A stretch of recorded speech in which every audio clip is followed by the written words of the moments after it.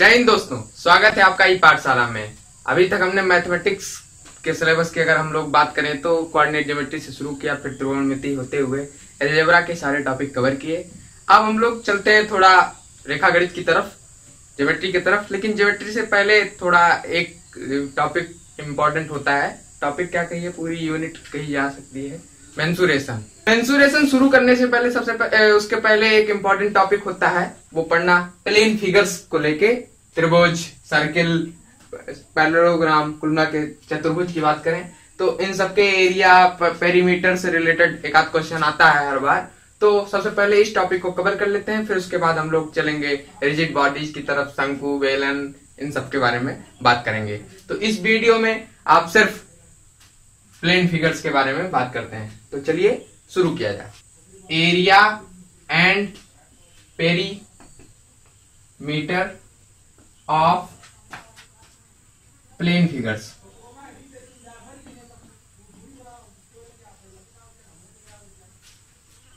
ठीक, इन सब में प्लेन फिगर्स में सबसे पहली बात अगर हम लोग करें तो त्रिभुज की, ट्रायंगल की बात आती है।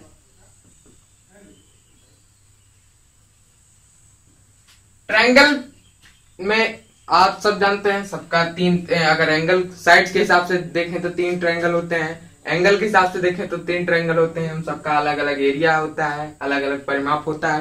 ठीक, तो उन सबको इकट्ठे एक सूचीबद्ध तरीके से हम आपके सामने रिप्रेजेंट करते हैं, और उसके बाद तीनों एक साथ जब आपके साथ क्लियर किया जाएगा तो थोड़ा आपका उसको मेमोराइज करने की क्षमता आपकी बढ़ जाएगी। ठीक, तो इसलिए एक बार में हम सब कुछ तीनों जो भी फार्मूला है ट्रायंगल से रिलेटेड आपके बीच रखते हैं, फिर उसको समझेंगे, फिर हम लोग चतुर्भुज पढ़ेंगे, चतुर्भुज के बारे में समझेंगे। तो सबसे पहले एक बार हम आपके सामने रखते हैं।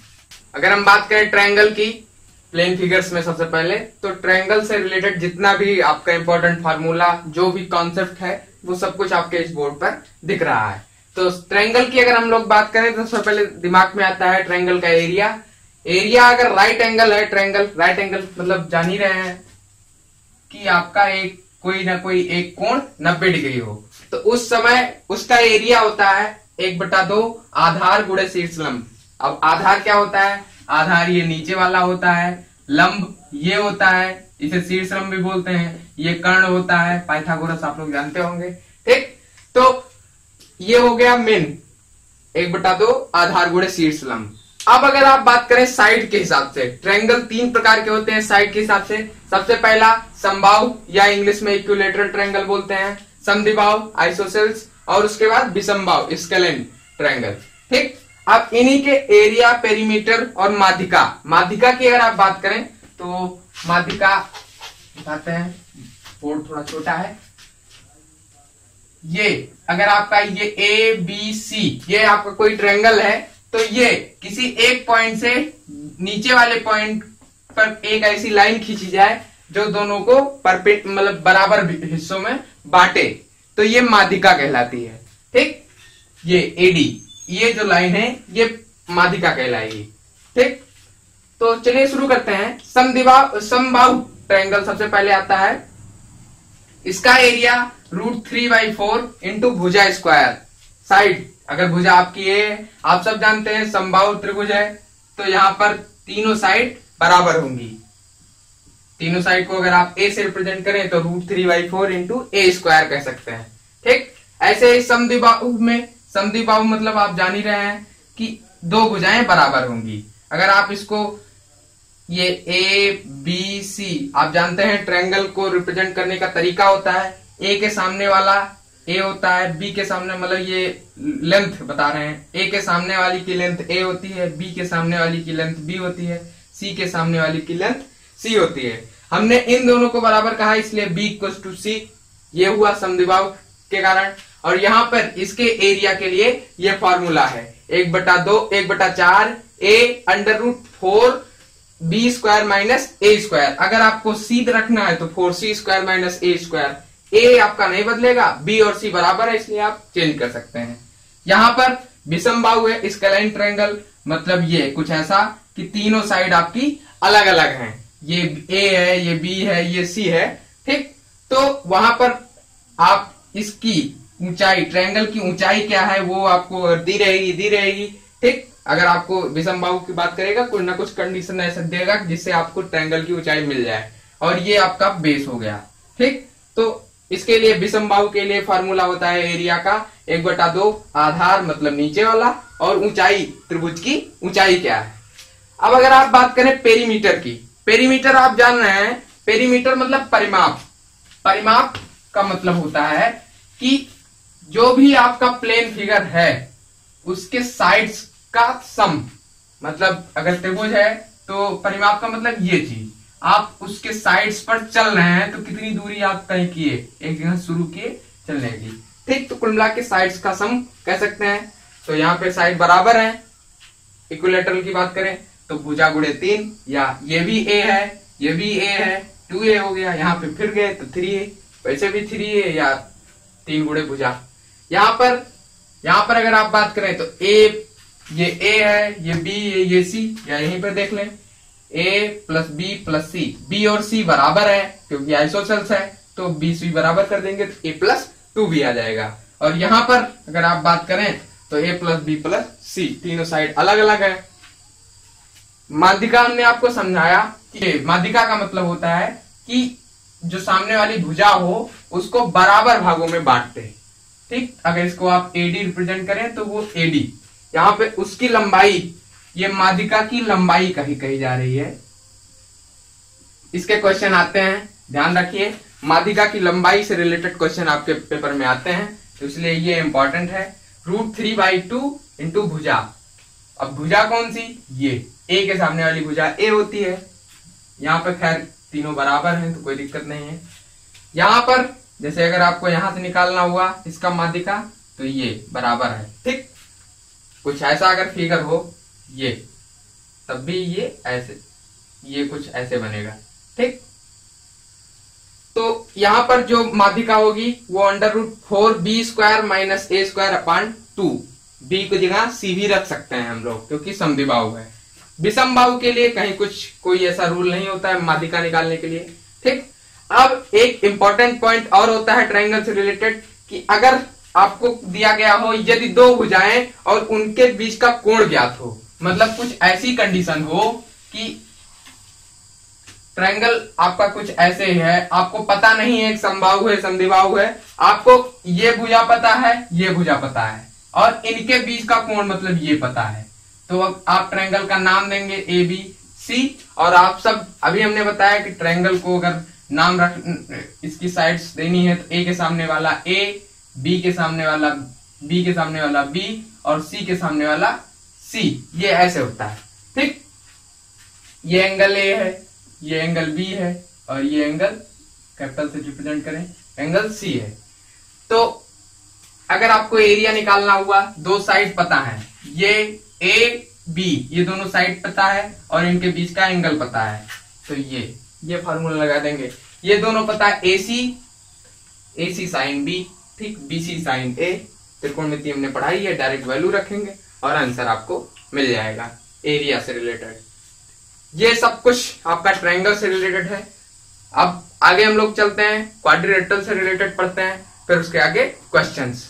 एक यहाँ पे प्रॉब्लम है, ये B के जो एंगल B होगा और C के शीर्ष वाला C होगा। ठीक, तो कोई दिक्कत नहीं है, अब आपका क्लियर रहेगा।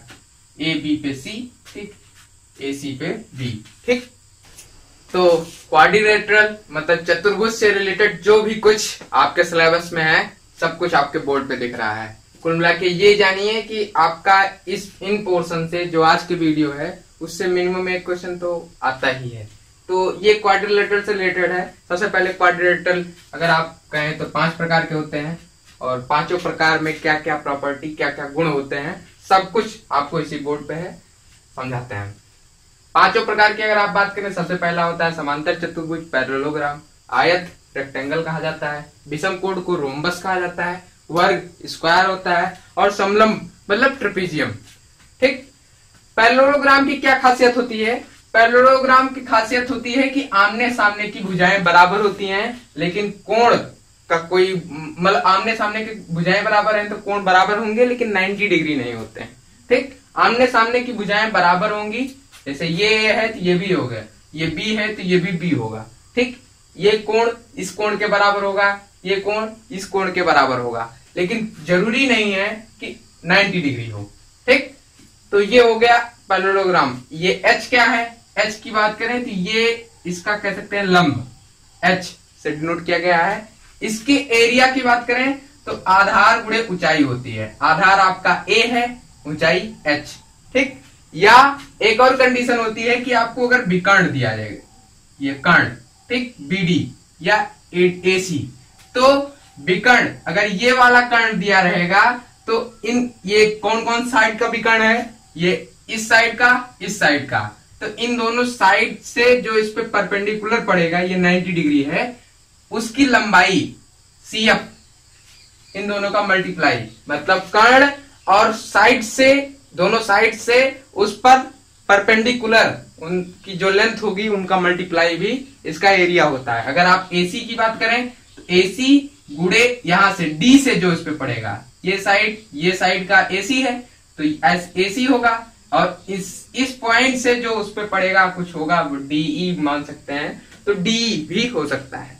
अगर आप बात करें कोई और, तो ये ट्रायंगल, दोनों ट्रायंगल जो आपको दिख रहे हैं ABD या BCD, ये दोनों ट्रायंगल बराबर एरिया के होंगे।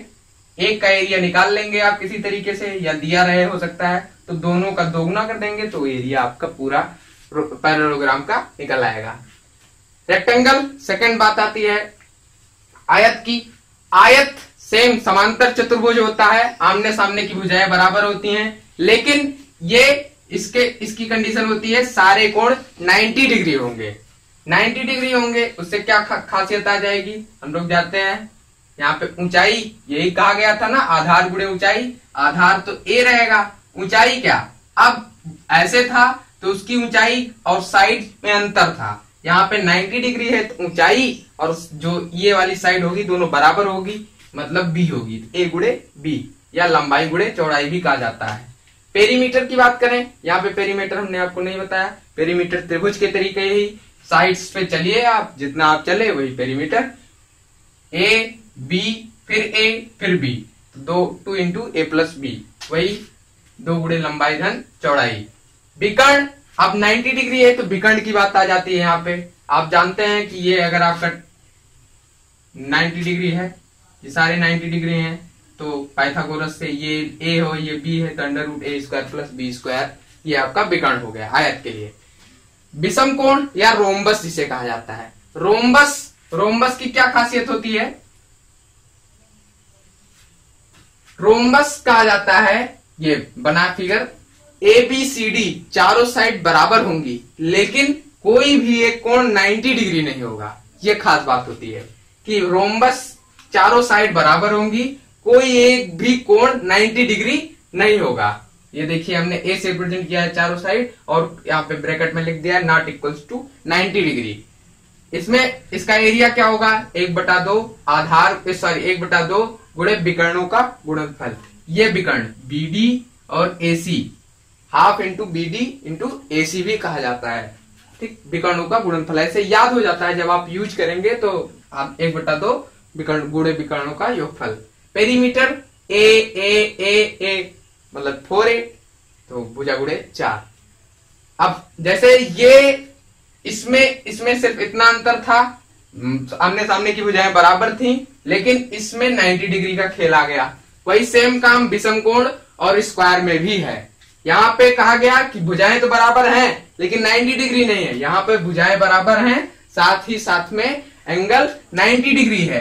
तो यहाँ पर विकर्णों, जो विकर्ण का योगफल कहा गया था, विकर्ण का योगफल चाहे निकाल लीजिए या डायरेक्ट लंबाई गुणे चौड़ाई से, यहां से लंबाई गुणे चौड़ाई मतलब भुजा गुणे भुजा या भुजा का स्क्वायर। पेरीमीटर A भुजा गुणे 4, वही सेम। विकर्ण की अगर आप बात करिए तो विकर्ण आप पाइथागोरस 90 डिग्री है, पाइथागोरस लगा सकते हैं, ये A तो A का स्क्वायर प्लस A का स्क्वायर बराबर अंडर रूट 2A। यहां से एक और केस आ जाती है, डायरेक्ट आपको अगर एरिया दिया रहे तब विकर्ण पूछ ले, ऐसे क्वेश्चन आते हैं, तो इसलिए ये दिया गया है। ये √2 इंटू A था, या यहीं से डायरेक्ट इसको देखिए तो ये हो जाएगा, ये लिखा है 2 इंटू ए स्क्वायर, और ए स्क्वायर हमने कहा क्या है, एरिया, तो 2 इंटू एरिया भी इसे कहा जाता है। ऐसे डायरेक्ट क्वेश्चन आपको मिल सकते हैं सेकंडों वाले। लास्ट आपका समलंब चतुर्भुज है, ट्रिपेजियम। ट्रिपेजियम की खासियत क्या होती है कि आमने सामने की भुजाएं, मतलब कि एक कोई दो भुजा जो पेयर कह सकते हैं, कोई एक जोड़ा पैरेलल होगा हमेशा। ये देखिए, ये पैरेलल है, ये पैरेलल है, ऐसा भी बन सकता है, ये पैरेलल हो, मतलब कुल मिला के इस तरीके से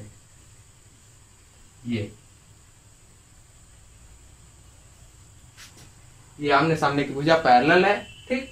बाकी आमने सामने की दोनों भुजाएं नहीं, एक पेयर कोई पैरेलल रहेगा।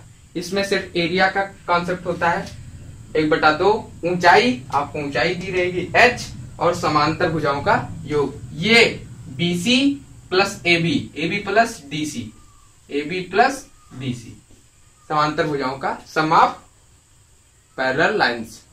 ये था कॉन्सेप्ट आपका क्वाड्रिलेटरल से रिलेटेड, चतुर्भुज से रिलेटेड। अब लास्ट पॉइंट वृत्त पे आते हैं। वृत्त का सबको पता होता है, लेकिन एक बार वृत्त बता देते हैं, और पॉलीगन बहुभुज के लिए भी कुछ पॉइंट्स होते हैं, उनको क्लियर कर देते हैं। ये आपके बहुभुज के बारे में इंफॉर्मेशन हैं। बहुभुज पॉलीगन दो प्रकार के होते हैं, पहला रेगुलर पॉलीगन नियमित बहुभुज, या दूसरा इर्रेगुलर होता है अनियमित। रेगुलर में भुजाएं बराबर कही जाती हैं, कि जो भी आपका बहुभुज होगा ऐसे कुछ करके इन सब की जो साइड्स होंगी सब बराबर होंगी, जो आपके कोर्स में है, जिसके बारे में कैलकुलेशन हो सकती है ए। उस भुजा को साइड को माना गया, ये सारी भुजाएं जितनी भी होंगी इसमें, इन सब का डिस्टेंस, इन सब की लेंथ ए ही होगी, ठीक। दूसरा होता है इरेगुलर, उसमें कुछ ए मतलब कुल मिला के बड़ा छोटा, जैसे जैसे ये आपका दिख रहा है उस तरीके से, ठीक। ये हो गया। अब रेगुलर पॉलीगन जो आपके सिलेबस में है, उसके कुछ इंपॉर्टेंट फार्मूले। सम षटभुज, षटभुज मतलब होता है 6 भुजाओं वाला, ठीक। उसका क्षेत्रफल 6 इंटू a²√3/4 होता है, बस इतना आपको याद करना है। सम अष्टभुज की बात करें, ये होता है 2a² इंटू √2+1, ये होता है। अगर ये आपको याद ना रहे तो सम बहुभुज का याद कर लीजिए आप, 2, 4, 6 चाहे जितना वैल्यू रखिए, आपको बहुभुज के एरिया निकल आएगा। na² into cot π/n, na² into cot π/n। n क्या है, भुजाएं हैं। अगर आप यहाँ पे n 3 भुजा रख दीजिए त्रिभुज के लिए, तो a3a²/4 और π/3, cot π/3 की वैल्यू रख दीजिए। cot π/3 की वैल्यू होती है 1/√3, √3 से √3 कट गया, ये आप जानते हैं 3a²/4। ये किसका होता है, आइसोसेल्स इक्विलेटरल ट्रायंगल होता है, ठीक। चलते हैं आगे, वृत्त के बारे में हम लोग बात करते हैं। ये आपका लास्ट पॉइंट सर्किल है, इसके बारे में पढ़ते हैं। कुछ जानकारियां हमको पहले से पता होती हैं 6th से, और कुछ यहाँ आके मिलेंगी। जैसे आपका ये सर्किल है, इसका रेडियस r है, सेंटर O है, तो इसका क्षेत्रफल πr² रटा हुआ है, परिधि 2πr रटा हुआ है, कोण बराबर चाप बटा त्रिज्या बचपन से जानते आ रहे हैं। अब यहाँ पे अगर कोण थीटा हो, चाप l हो और रेडियस r हो, तो l = r थीटा होता है। लेकिन ये कब होता है, रेडियन में होता है। इसके बारे में हमने आपको पीछे जानकारी दी हुई है, पिछले वीडियो में आप जाके देख सकते हैं क्या कैसे होता है रेडियन एंगल से रिलेटेड। और अगर थीटा डिग्री में दिया गया हो तो θ/360 डिग्री इंटू 2πr होता है। अब त्रिज्यखंड, यहाँ पे जो नई चीज अगर आपको नहीं पता होगी तो त्रिज्यखंड के बारे में। त्रिज्यखंड क्या होता है, वही अगर आपने चाप लिया तो जो जितना एरिया वो कवर करता है उस पे हम लोग यहाँ पे क्वेश्चन बनाते हैं। त्रिज्यखंड का एरिया पूछता है हमसे, कभी कभार क्वेश्चन आता है इस पे, तो वो होता है a = ½ r²θ, मतलब त्रिज्या का स्क्वायर गुणे ये एंगल थीटा। अगर आपका ये एंगल हो, ये मतलब दिख नहीं रहा है आपको वैसे, ये एंगल जितना आपका त्रिज्यखंड में आ रहा है वो एंगल, ठीक। रेडियन में हो तो ½ r²θ। कुल मिला के जो अभी तक हमने पढ़ा था पिछली कक्षाओं में, वहां पे जो भी फॉर्मूला रहता था थीटा से रिलेटेड, वहां पे थीटा रेडियन माना जाता था। अगर आप डिग्री की बात करें तो डिग्री के लिए ये होगा θ/360 इंटू πr², ठीक। ये डिग्री के लिए होगा। ये आपका जितना भी आपके प्लेन फिगर से रिलेटेड, त्रिभुज, क्वाड्रिलेटरल, पॉलीगन, सर्किल से रिलेटेड जितना भी टॉपिक था, जितना भी कॉन्सेप्ट था, सब कुछ आपको इस बोर्ड पे दिखा दिया गया। आशा करते हैं कि आपको सब कुछ समझ में आया होगा। एक एक पॉइंट आपके लिए इम्पोर्टेंट है और आप पढ़िए, इससे रिलेटेड आप क्वेश्चन लगाइए, कहीं कोई दिक्कत हो तो पूछिए और हम आपकी सहायता करते रहेंगे। आपको अब मेहनत करने की जरूरत है, लग जाइए और पढ़िए बढ़िया से। मिलते हैं आपको नए वीडियो में नए टॉपिक के साथ, तब तक के लिए जय हिंद।